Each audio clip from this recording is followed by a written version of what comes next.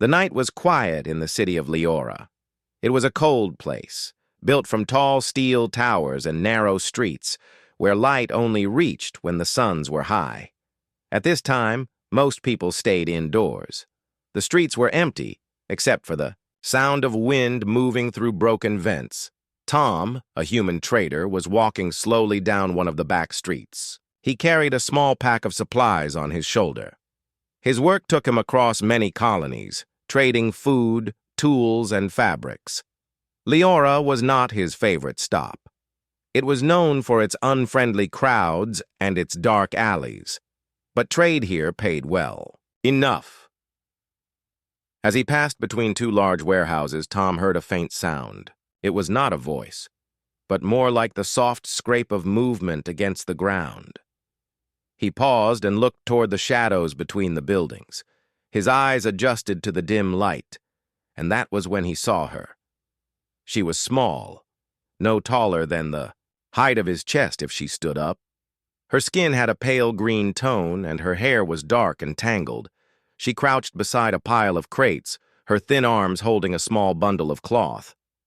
Her clothes were worn and torn in several places, the fabric so thin that the cold air must have been cutting right through it.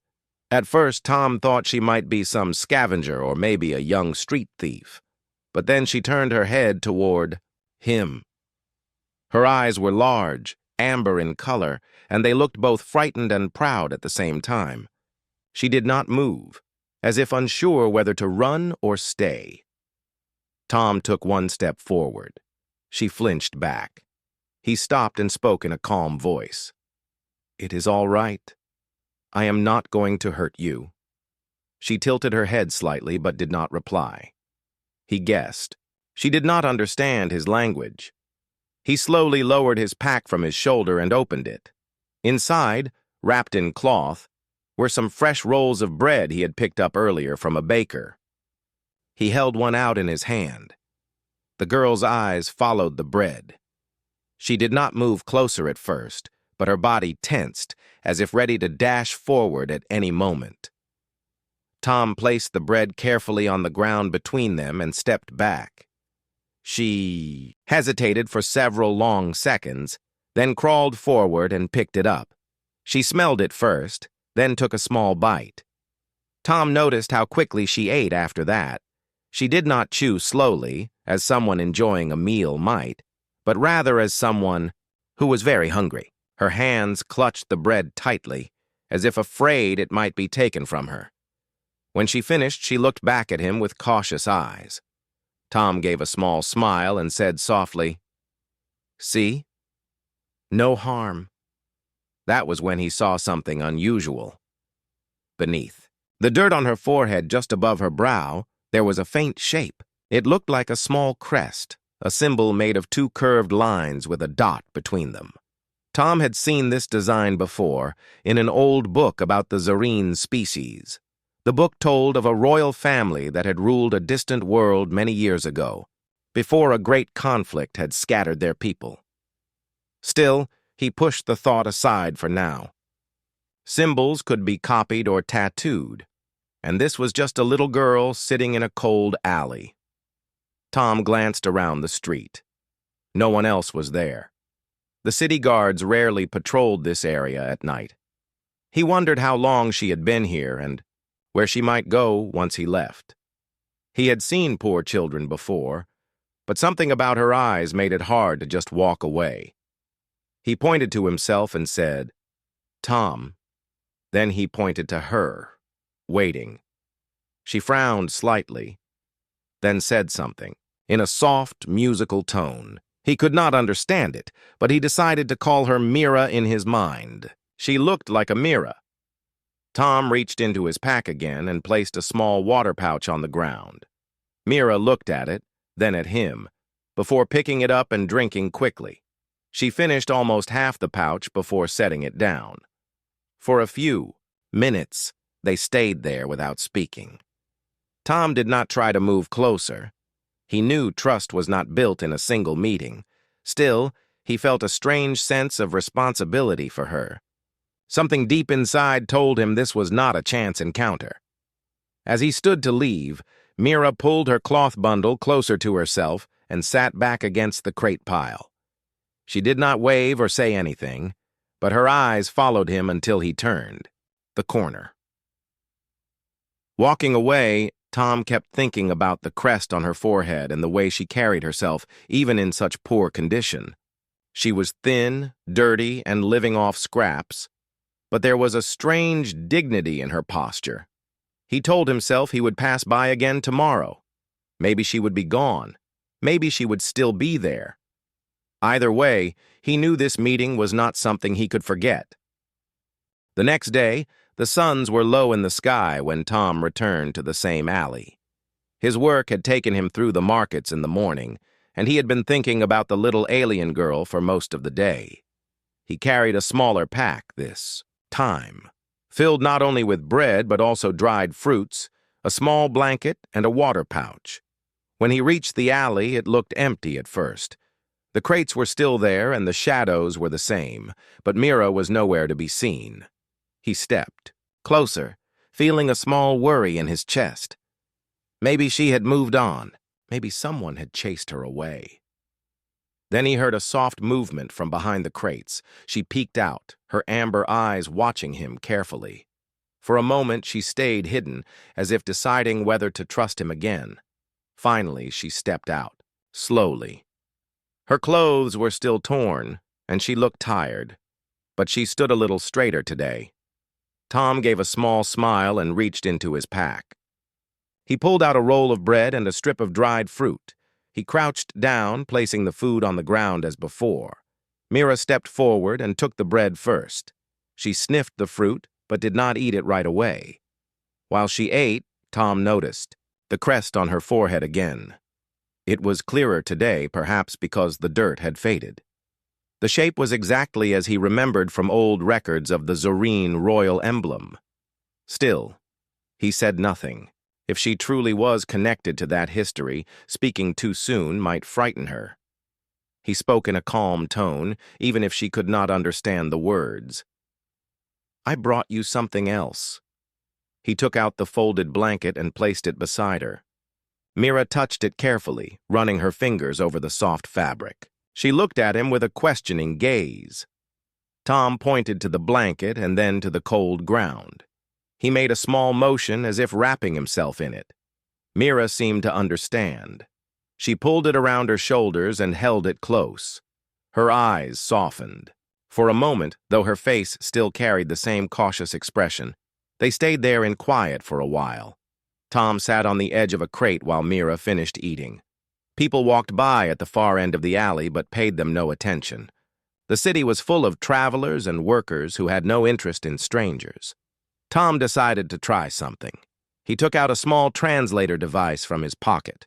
It was an older model, but it could pick up simple words from most languages. He held it in his hand and spoke. "Name?" The device repeated the word in a dozen languages. Mira tilted her head, listening. She said something in her soft language, and the device gave a faint tone but could not translate fully. Tom tried again. "You, name." He pointed to her. This time she spoke slowly, and the device caught a partial translation. "Mira. Raylan." Tom smiled. Mira it was, though he kept her full name in mind. The sound of it felt important. Tom tapped his chest. "Tom." She nodded slightly, repeating the word.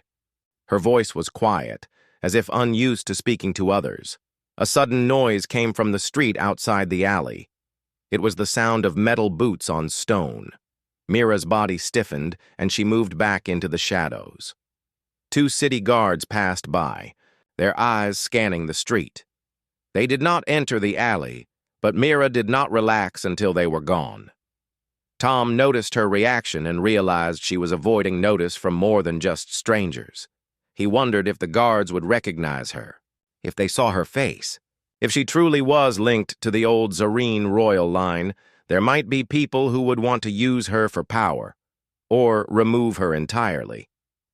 When the street was quiet again, Tom stood up.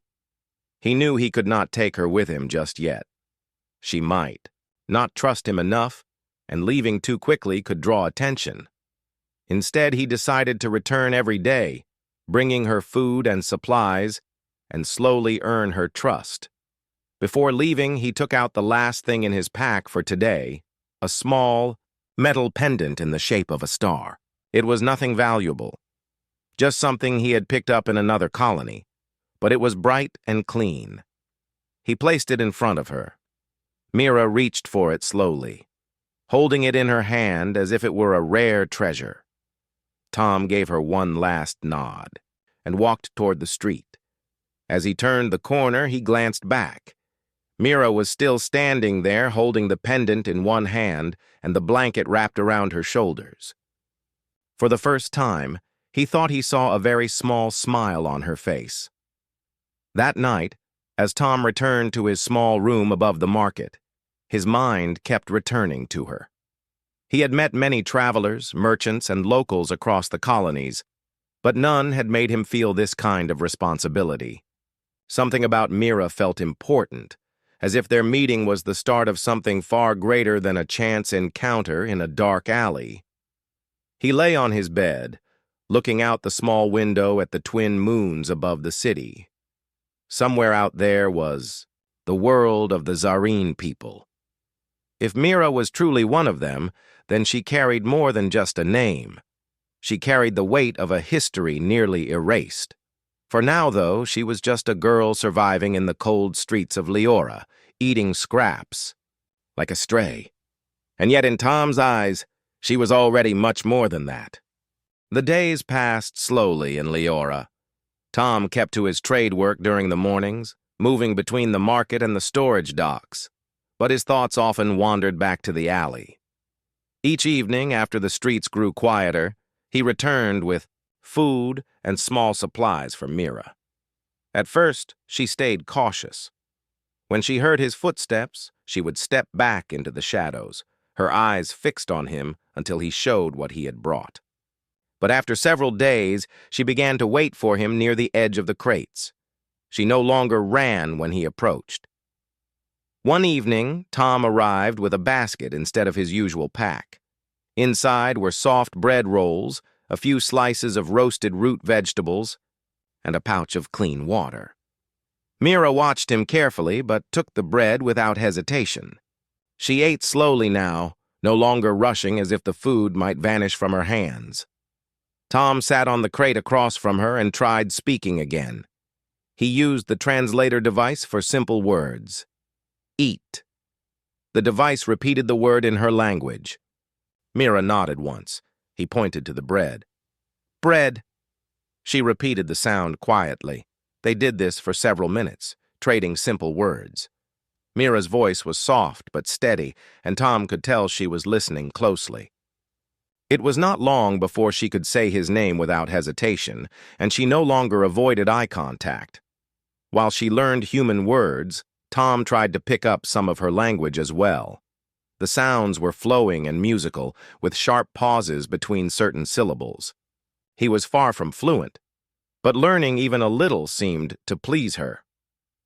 One night, rain fell over Leora. The streets glistened under the dim lights, and the air smelled of metal and wet stone. Tom worried the alley might flood, so he brought an extra blanket and a small lantern for Mira.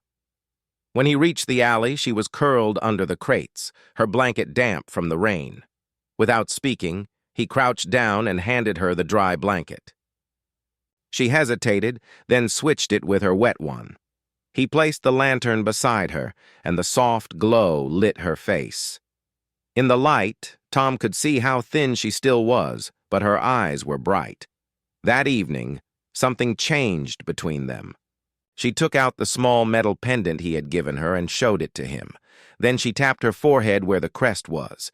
Tom understood she was telling him it was important to her, maybe even a symbol of something greater. Mira, he said gently, pointing to her crest. This royal? She tilted her head, unsure if she understood. Then she spoke a word that the translator could not process. She repeated it slower, but still no clear meaning appeared on the device. Tom guessed it was a name, maybe a family name or title. From that day on, Mira no longer waited in silence when Tom arrived. She began to greet him with a small nod or even a faint smile. Sometimes she spoke first, pointing at objects or trying to remember the human words he had taught her. The trust between them was growing, though it was still delicate. One afternoon, while Tom was in the market, he overheard two merchants talking. They spoke of trouble in the outer districts, strangers, asking questions about a missing Zareen child. Tom's chest tightened at the words. If they were searching for someone like Mira, it could be dangerous for her to remain in the open. That night, Tom brought more food than usual, as well as an old cloak from his ship. Mira accepted the cloak and wrapped it around herself. He tried to explain, through words and gestures, that she should keep it on when she moved through the streets. She seemed to understand and nodded. The bond between them deepened in small moments. Tom once caught her humming a soft tune while eating.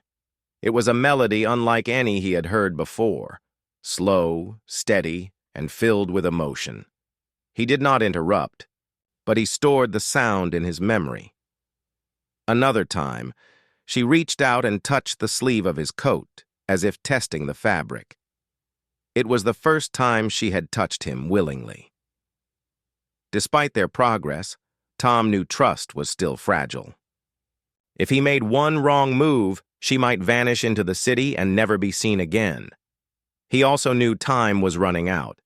If those searching for her got closer, the alley would no longer be safe. One evening, as they shared a small meal, Tom noticed Mira's eyes dart toward the street more than once. She seemed tense, her body ready to move at any moment. When a shadow passed at the mouth of the alley, she drew back quickly. Tom turned his head and saw two men walking slowly past. They were not in guard uniforms, but something about the way they scanned the street made him uneasy. They did not enter the alley, but Mira stayed pressed against the wall until they were gone. After they left, Tom crouched beside her and spoke firmly, but softly. "Mira, danger." The translator repeated the word in her language. She nodded quickly, showing she understood. Tom left that night with a heavier heart. The city no longer felt safe for her. The fragile bond they had built was strong enough that he believed she might follow him if he asked her to leave.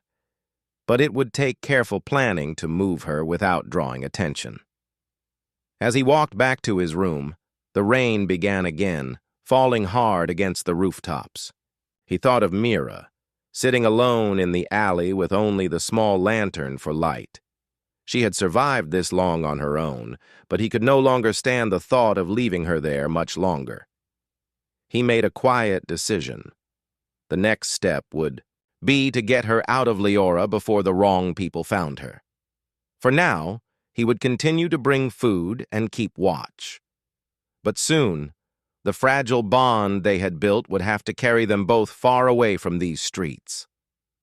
The wind was sharp in Leora that night. Tom pulled his coat tighter as he made his way toward the alley. The streets were quieter than usual, though he noticed more guard patrols than before. He kept his head down and moved quickly, carrying a pack of food and a few small supplies for Mira. When he reached the alley, he saw her sitting on the crate near the lantern. She looked up as he approached, but her eyes were alert and cautious. She was holding the pendant he had given her, running her fingers over the metal as if deep in thought. Tom handed her a roll of bread and some dried meat. She took them without hesitation, but she did not start eating right away. Instead, she looked toward the mouth of the alley as if checking for anyone watching. "Mira," Tom said softly. "What is it?" She pointed to her crest, then to the pendant, then made a small circle motion with her hand. She spoke in her language, the sounds quick and full of meaning he could not understand. The translator caught only a few words. Home, people, protect. Tom crouched in front of her. "Who is looking for you?" he asked slowly. She hesitated, then reached into her cloth bundle and pulled out a small piece of folded fabric. It was worn and frayed, but when she opened it, Tom saw a clear symbol stitched in gold thread. It was the same crest on her forehead, perfectly matched. Tom stared at it for a long moment. This was not just a random mark. This was the emblem of the Zareen royal family. He remembered reading about them, the family that once ruled the planet Zareen Prime before being overthrown during a violent coup. The last known princess had vanished, and most believed she had been killed. "Mira," Tom said quietly, "you are royal?" She nodded once, her face calm but her eyes shining with something like sadness. She spoke again, and this time the translator gave a partial sentence. "Family gone. I hide danger." Tom sat back on the crate beside her. He finally understood why she avoided guards and strangers. If the wrong people knew she was alive, they would use her as a tool for power or try to remove her so no one could challenge their rule. She was not just a stray girl. She was the last living heir to a throne. Before he could say more, footsteps sounded at the far end of the alley. 2 men stepped into view. They were not wearing guard uniforms, but their eyes locked onto Mira immediately. One of them spoke in a low voice to the other, then both began walking toward them. Mira froze, her hands tightening around the pendant. Tom stood quickly, stepping in front of her. "What do you want?" he asked firmly. The taller man smiled faintly. "That girl. She is coming with us." Tom's hand went to the small tool at his belt. "She is not going anywhere with you." The other man took a step closer. "You do not understand. She belongs to people far more powerful than you. Hand her over, and we will let you walk away." Tom did not move. "No." The men glanced at each other, then reached for the weapons at their belts. Before they could draw them, Tom pulled a small stun baton from his coat. It was not a strong weapon, but it was enough to make them pause. "This is your last warning," Tom said. "Leave." The taller man's smile faded.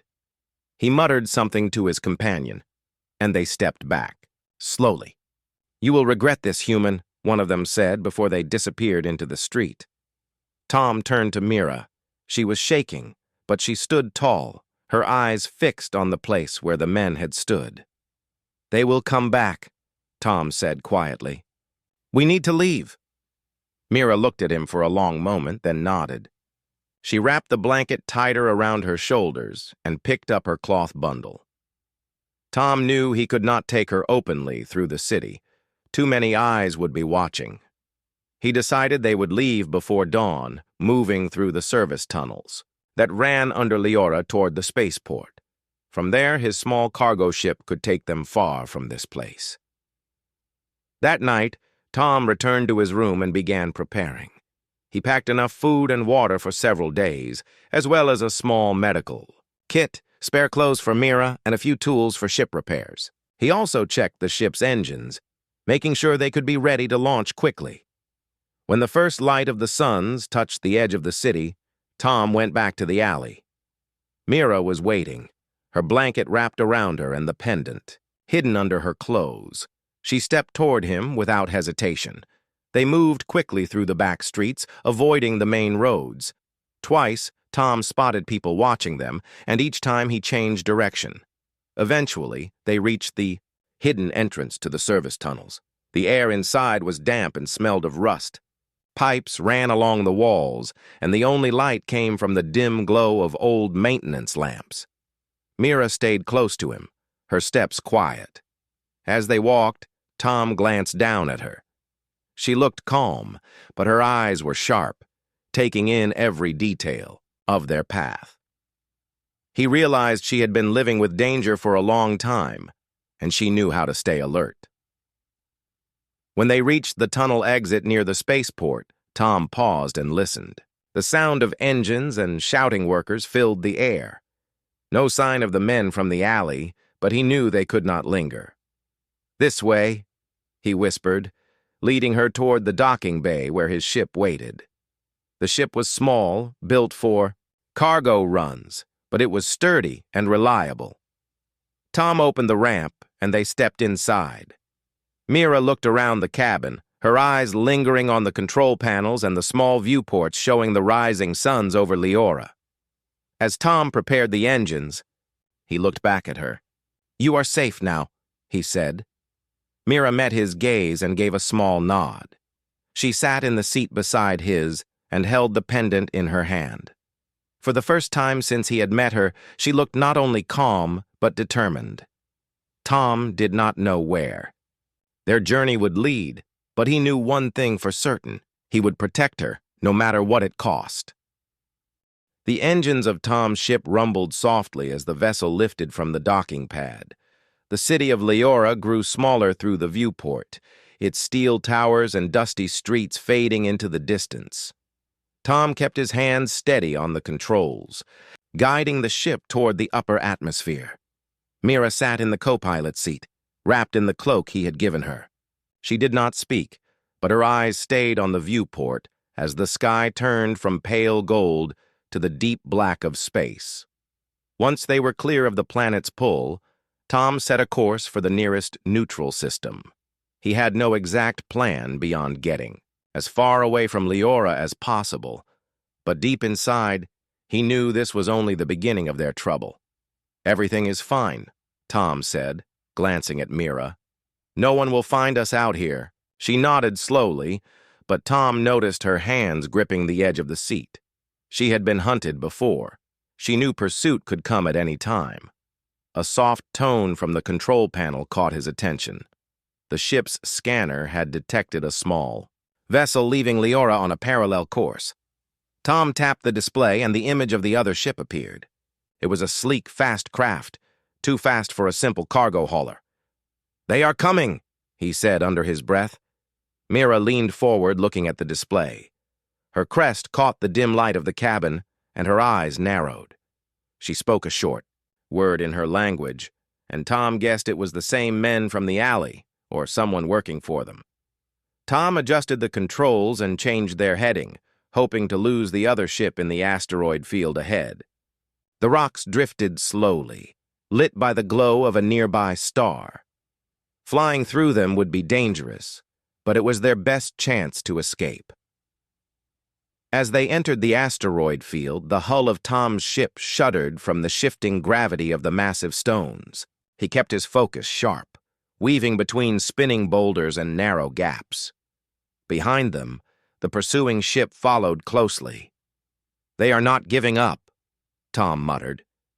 Mira's gaze moved across the control panels. She reached out and pointed to a switch. Tom realized she was indicating the external decoy launchers, small devices meant to distract scanners. "You know about ships?" he asked. She gave a small nod. Tom activated the decoys. Several bright flares shot from the rear of the ship, scattering through the asteroid field.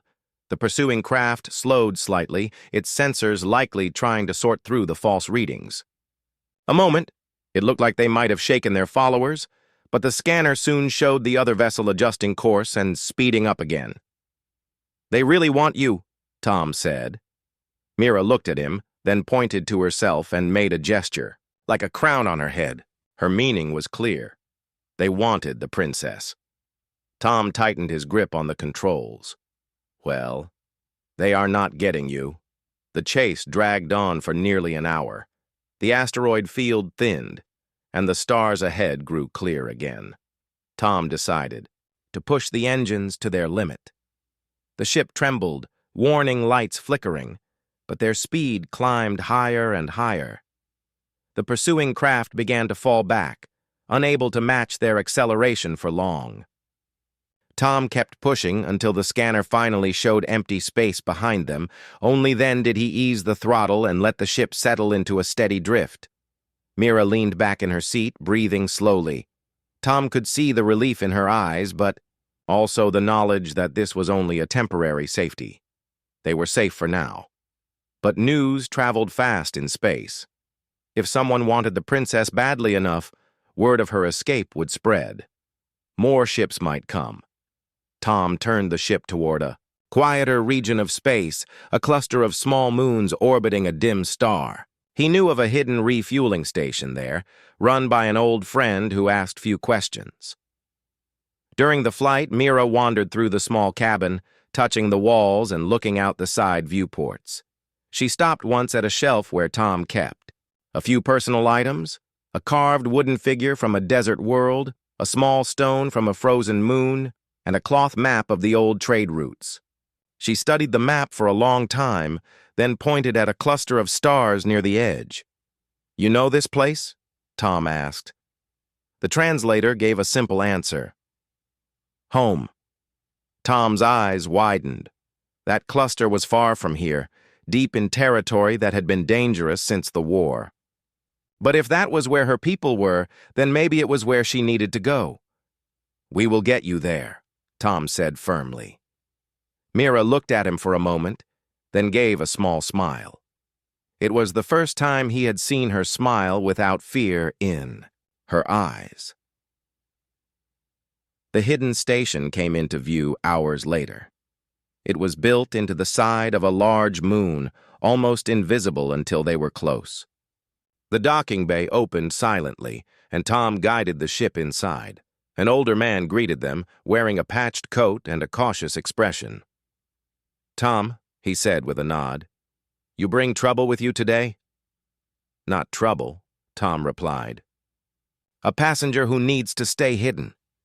The man looked at Mira, studying her for a long moment, then simply said, "My station is quiet. She will be safe here for a while." Tom knew they could not stay long, but a few days of rest would give them time to repair the ship, gather supplies, and plan their route toward her home. That night, as they sat in the small cabin of the station, Tom asked her one question through the translator. "Why trust me?" She thought for a moment before answering. "Because you looked at me and saw more than a stray." Tom nodded. That was enough. He would see this through. Whatever dangers lay ahead, he would make sure the last princess of Zareen found her way home.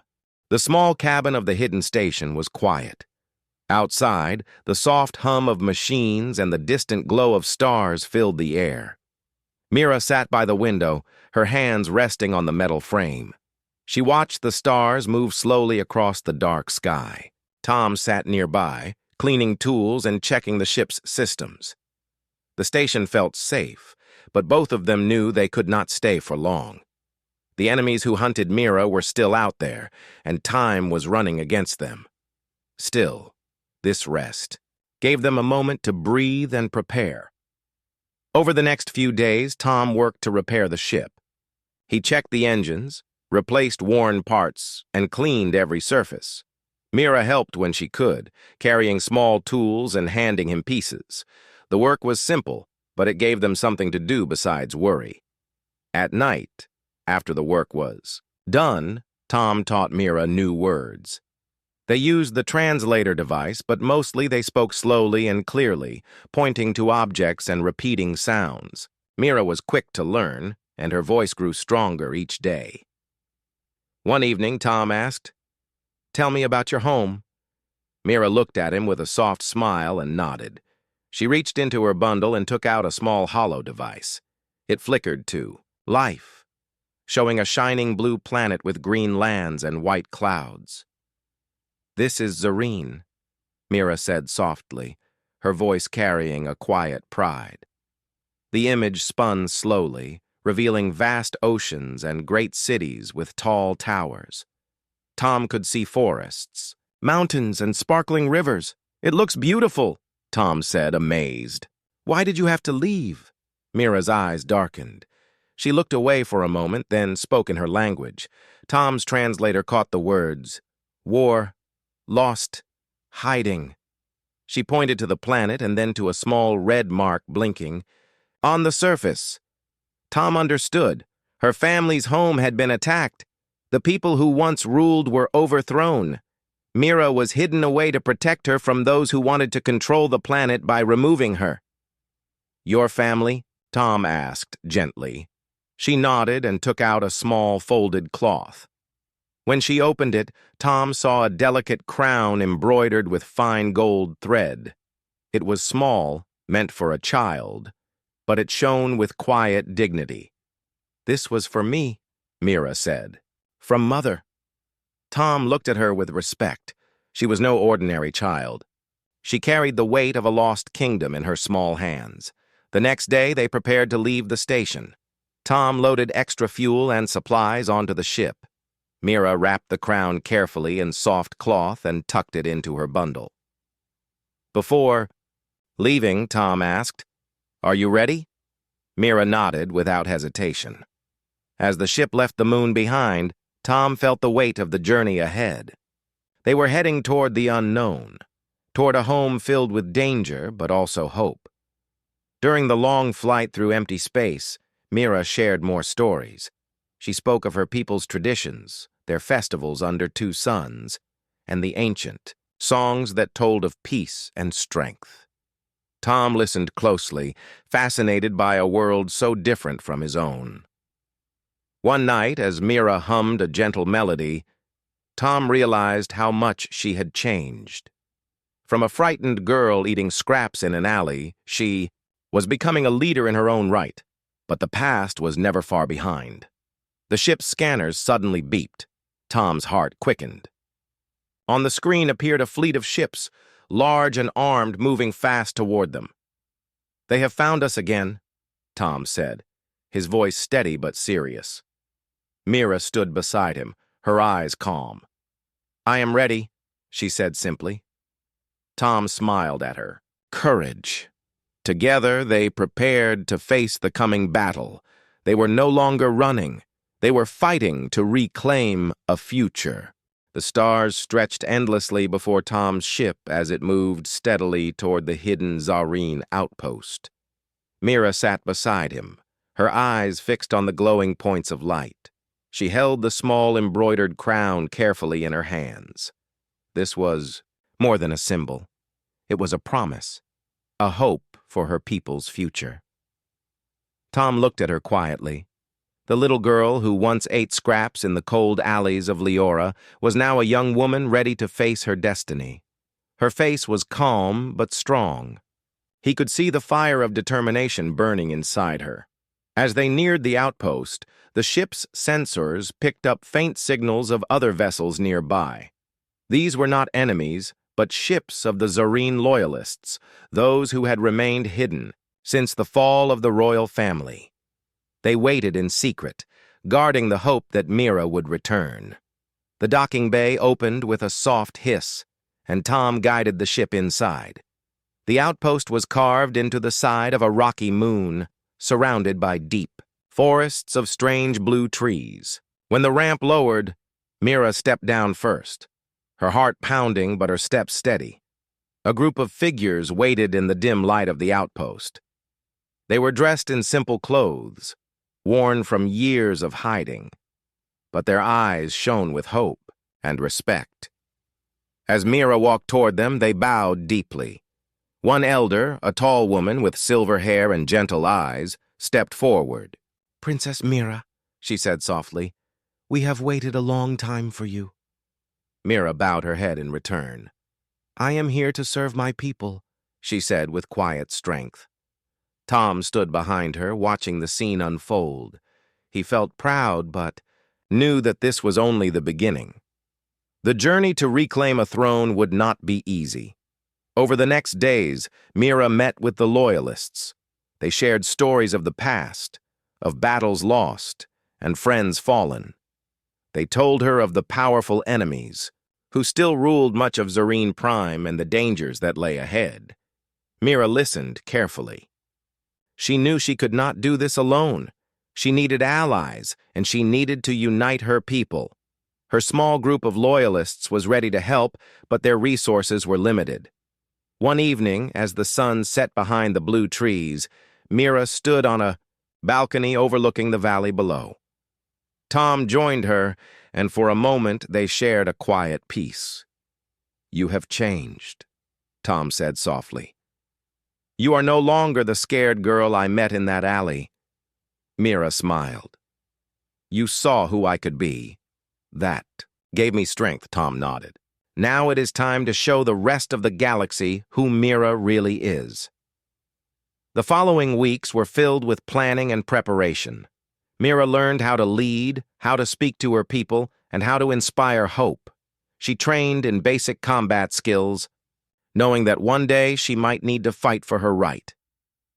Tom helped where he could, using his knowledge of trade routes and alliances to send messages to distant friends.